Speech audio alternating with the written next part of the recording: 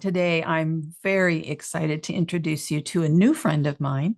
Her name is Beth Brunk, and I'm just going to introduce you through her bio. Beth is a believer in the God of Abraham, Isaac, and Jacob. Beth Brunk sees his hand in everything around her and in her life experiences. And Beth gives him all the glory, praise, and honor for the healing from sexual betrayal trauma that he has brought her through different modalities. After being in an abusive marriage riddled with pornography addiction, sexual abuse, and blatant lies, Beth wanted the pain to end, the tightness in her chest to ease, so she could take a deep breath. She wanted the physical pain in her heart to dissipate and for the whirling and swirling thoughts to vanish. Beth desired that the pain from 23 years of trickle disclosure go away. She needed the pain that she'd been carrying since her wedding night when she was raped and her husband then rolled over and went to sleep to disappear. She wanted the horror of watching her new husband masturbate during their honeymoon to fade away, and the trauma of being raped by her husband numerous times over the years to evaporate. Beth doesn't believe that you can be fully healed in this life because we are human and full healing will come later. However, she is fully convinced that the Bible teaches us to continue to work on our healing and break generational strongholds, agreements, and curses. Beth does this work daily and now has the energy to get through her days without a nap, has freedom in her thoughts, no more swirling thoughts, and all that pain is dissipated. While Beth says she's not fully healed, she is well on her way to living in abundance and freedom from the pain of sexual betrayal. Beth, welcome today. Thank you. Thank you, Kirsten. It's wonderful to have this conversation with you. Thanks so much for agreeing to hop on here. Right off the bat, I'm just going to ask you, why tell your story? Well, because when I finally started speaking up, it was 15 years into my marriage. I had told my mother that my then spouse looked at pornography, but I hadn't shared with anyone the abuse that had been going on in my home. And so at 15 years, I rolled over one morning. I said, "Are you still looking at pornography?" He said, "Yes." I said, "You need to move out till you get this taken care of." I was seeing the effects in my children and not liking what I was seeing. And so he moved out, and I started sharing with people the addiction that he was dealing with, which meant me as well because I was married to him, right? So the addiction that we were dealing with, and I wasn't supported. I was told it's just pornography. It's not an actual affair. Essentially, get over it. I was told I was harming our congregation and I was harming my children by not having my husband in the home. I felt so alone.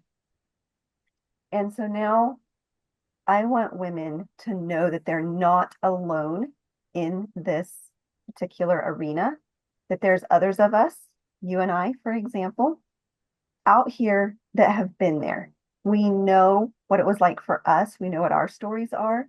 And while we can't know what it's like for them, we can empathize and we can be a safe place for them to share. Thank you, Beth. I love that. And you're right. We don't know all of the stories, and your story is different from my story, but it still brings hope to the women that we can talk to. Well, you have a free resource that we're going to put a link to in the show notes. Go ahead and tell me about it. You call it 3 tips for women dealing with sexual betrayal. So what are those 3 tips? And tell us about how you put this into your life. Yes. So the first tip is praying scripture. The second tip is smooshed Bible verses. And the third tip is learning to listen to your body and how to do that. So it is super powerful to pray scripture, especially when you're in that space of, I don't even know how to pray for myself right now. Knowing that you can pick up the word and especially the Psalms, and you can just start praying. David cries out so in such heartfelt ways in the Psalms that I have found it so often to just, that's exactly what I needed to pray, but I didn't have the words myself. So just picking up the scriptures and opening to a psalm And being able to just pray that and know that my high priest, our high priest, Jesus, is translating it into to the Father in our own situation. Translating isn't the word that I want. What's the word that the Bible uses? Interpret? No, it's not interpreting. Anyway, you know what I'm trying to say, I think. Yeah. So he takes that and he presents it to the Father because he knows exactly what we need and exactly what we're dealing with. So I love to be able to just pick up the word and be able to pray the scriptures. And you can do it from a lot of different places. It's not just the Psalms. A lot of places you can pray the word. Pray the word. Smooshed verses. And it sounds I love that. I love that. it sounds You're going so to have to explain smooshed verses to us. right, right. So I don't know, a while back I was reading and another verse came to mind. And so I went to that verse and I was like, oh wow, if I put these together, that is super encouraging. And so I took the references out of in between the verses. You know, we always put references when we reference the Bible. And so I put the verses together and I took the references out. And so it was like they were smushed together, but it was all the word and it was super, super encouraging. I've got some of them on my wall. I've got some, they're everywhere. They're written out.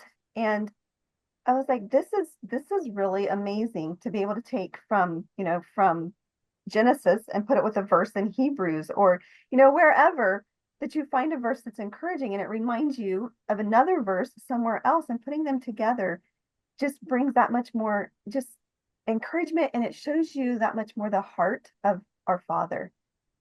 And so That's an I, example of a smooshed verse, just real quickly.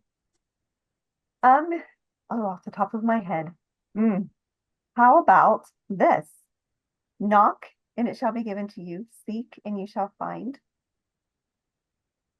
Oh, and I just completely lost it. Let's go with that little bit and let's go to Romans 8:28. For we know that all things work together for good for those who are called according to his purpose, who love him and are called according to his purpose. So when you take everything from Mark 7:8 and put it with Romans 8:28, that like you're in Mark, he's telling us to ask and seek, knock, and we will find. And then Romans 8:28 saying, we know that all things work together for good for those who love him and are called according to his purpose. And you put those two together, and how encouraging is that? Like, I had never thought of that before. So that's that's where it came from. I love that. That's a great example. And then what's the third one? The third one is learning to listen to your body. So when we've been betrayed sexually, whether it is through trickle disclosure, like is mentioned in my bio, and that simply means that you get disclosure or you get confession of the betrayal over time. Like it doesn't all come out at one time. For me, it was over years, literally. He confessed 2 years into our marriage that he looked at pornography. In another 2 or 3 years, he confessed again that he was still looking at pornography, and it just was continual through the years of my marriage. So whether you have trickle disclosure or you have discovery, whether it's accidental discovery or he confesses because it finally gets to be too much and he confesses. So however you find out, we often go into survival mode and we function without a lot of thought and we start having intrusive thoughts and we start feeling like we can't even function. Like we're kind of like, I liken it to swimming through mud. If you can think how it would be to swim through mud. It's also called brain fog. You can't think, but yet you have all these thoughts going on in your head, but you still can't think. And it's awful. It is truly awful. And in that process, we oftentimes we start to guess ourselves. We stop caring for ourselves. Maybe we weren't real great at it to begin with, drinking enough water, eating meals, eating healthy, getting enough sleep. We all struggle in some area of our life with those kinds of things, right? But when we go into survival mode, it gets that much worse. And so we forget to listen to our body. or we ignore our body when it says, you need to sit down and rest, or it says, you've eaten enough, you're done. Whatever your body's trying to tell you, we don't listen to it anymore. We can't. So learning to re-listen to our body and to do better than what we had done before. That's what that tip is all about. Okay, so how does that tip differ from the big self-care craze that's going on right now in our society? Well, one big way that I differentiate it is it's biblical to take care of ourselves. So the Bible teaches us that if we don't love ourselves, we can't love our neighbors. So literally, Jesus says, love, well, in the Torah, in Leviticus, it says to love the Lord your God, and the 10 Commandments are all about loving him and loving others, right? If we put them into context. And so then Jesus takes that and he kind of boils it down for us, and he says, love your neighbor as yourself. Well, as I pondered that one day, I was like, love my neighbor as I love myself. If I'm not taking care of myself and loving myself, because taking care of myself is loving myself, how am I going to love someone else? And that kind of stopped me in my tracks, especially because I have 5 children. And if I'm not loving myself, and I can tell you, this was a problem for me. If I'm not loving myself, how do I love my children? That was my next question. How did you, because you had younger children in your home, how did you manage to stay in tune as you're in the middle of this betrayal trauma, stay in tune with yourself and still manage to be there for your kids? I did not do a good job. Mm. Full transparency, I did not do a good job.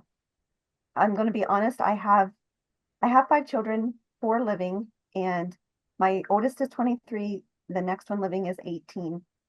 And then I have a 14 and an 11-year-old. And I feel like I'm kind of getting a do-over with my 14 and 11-year-old. I'm getting to be the mother for them that I wanted to be for my 23 and 18-year-old. But at the same time, I'm getting to mother my 18 and 23-year-old too, in the way that I wanted to now. Not, and I don't want anyone to think, oh, she's one of those interfering mothers. No, that's not what I mean. I simply mean I am there for my children. I tell them I love them several times a week. They call, I answer, unless I absolutely cannot for some reason. But I don't care if I'm on the phone. I don't care what I'm doing. They call, I'm going to answer that call. I went to Goodwill yesterday. Yes, my son's 18. No, he does not live with me. But guess what? I bought him shirts because I found shirts for him at Goodwill. So it's doing those things that a mother does. Even though they're older and out of my home now, I'm not interfering with their lives and telling them you can't do this and you can't do that. I'm not still trying to raise them. I'm just being there for them as adults now in the way that I wasn't there for them when they were children. So just to expand on that, especially with the two living adult children, would you say it is because you weren't able to be as present with them during the height of the trauma? Would you say this is almost establishing a different relationship? How would you phrase that? I'm going to say I'm establishing relationship. Okay. I'm simply establishing relationship, especially because with both of them, I lost relationship for a time. Through the grace and mercy of God and my children, I've been able to reestablish relationship with them. So while yes, it's different because they're not young children, they are adults. It is a different relationship anyway, just in general, because of their ages now. But I'm establishing relationship with them now, that I didn't have before, that I wanted. And how did you go about that? Establishing relationship with them? Well, with my daughter, as long as I was married to her father, she would have nothing to do with me because there were things that he did to her that I didn't know about. until she wrote them in a divorce declaration for me. And she didn't even tell me what she was writing. I just got the declaration from my attorney. And I remember that day so well. I just kind of collapsed as I read this declaration because I didn't know these things had happened to her. And I don't fault her for breaking relationship with me at all. She was absolutely within her rights and within her bounds to do that. And that really is one of the things that woke me up kind of out of that survival mode, that brain fog, swirling thoughts, was her breaking off relationship with me and telling me, when I'm ready to be in relationship with you, I will contact you. Don't contact me. But then, then she was going to get married.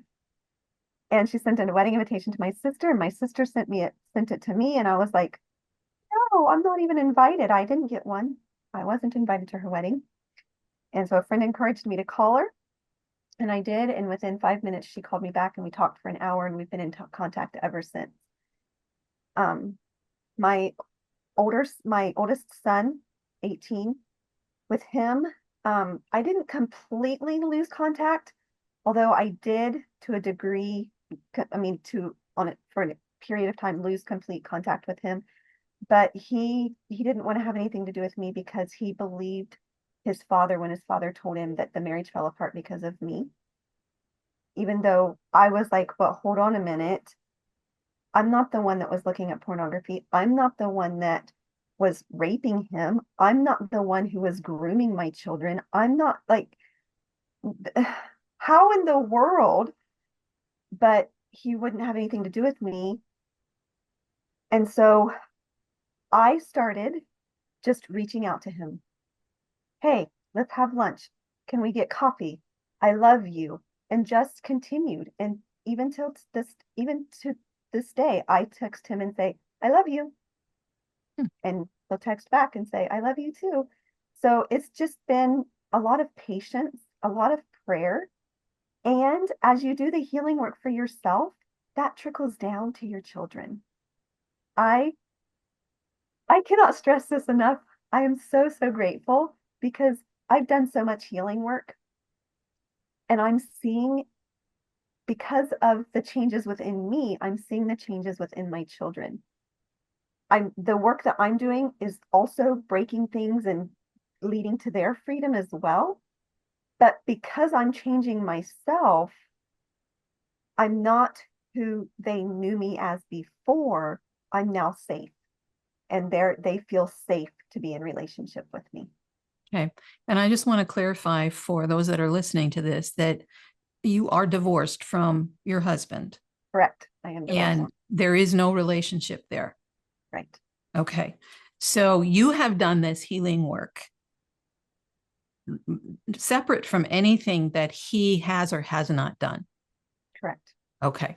I just want to clarify that for those that are listening, because so many times you probably hear this. I know I hear this, and I've heard it from many, many others. As he heals, I will heal, or something along that lines. And yet you have realized, like I realized, that my healing is mine alone. And I can do this independent of what he's doing. Mm-hmm. Now, exactly. in my case, my husband chose to do his healing work, and God gave us a brand new marriage. In your case, the marriage dissolved. Right. And it is still in that state today. So, but the point I want everybody to grab here is Beth did this work herself. And she is now seeing not only the fruit in her own life, but in the life of relationships with her children. So that is just, I love that, Beth. Thank you for sharing this. Well, how do people get in touch with you? If your story is really resonating with somebody who's listening, how can they find you? Well, I do have a website, bethbrunk.com, or there's also email, coach@bethbrunk.com. And I'm on Instagram and Facebook as Beth Brunk Coaching. Okay. And I will put all of these links in the notes below this episode. Before we go today, Beth, what is the one thing, the golden nugget, if you will, that you want someone who's listening to this interview to walk away with? Oh, I would go back to self-care and how it's biblical. We we hear this, you know, this movement that's out there of self-care, self-love, and it's eating chocolates and taking baths, bubble baths, and getting your nails done and getting highlights in your hair. If you're into that kind of thing, that's all icing on the cake. True self-care is healing yourself. True self-care is doing the work, it's mending the relationships, and it's forgiving yourself for things that you didn't know. Forgiving yourself. That's a big one. Mhm. That's a big one. Beth, thank you so much for agreeing to join me today. Is there one other piece of encouragement for a woman who finds herself in a similar situation? Yes, absolutely. Turn to your Heavenly Father. He alone knows exactly how you feel. He alone is always with you. And He is the one only person that can ever be truly safe. While, yes, I'm a safe person, Kirsten's a safe person, He is truly safe. He's not ever going to go tell your story to someone else. He might nudge someone to call you or to pray for you or to text you, but he's not going to give them the details. Neither are Kirsten and I. Obviously, we're not going to do that. My point is, he is there always. He is safe and he wants to hear from you. So don't allow the behavior and actions of your husband to take your faith from you. Lean into your faith more, deeper and deeper. And one final question. What's your favorite psalm? My favorite psalm? Mhm. Probably Psalm 91. That's a great one to pray. It is a great one to pray. Well, Beth, thank you so much for joining me. I look forward to talking more with you in the future. And like I said, I will have all the ways that you can reach out to Beth in the notes below. Please feel free to do that. If you have any questions for her or for me, her email will be there, or you can always email me at kirsten@kirstendsamuel.com. That information, again, is all below. Thank you so much, Beth. The Lord bless you and keep you, and we'll talk soon. Thank you.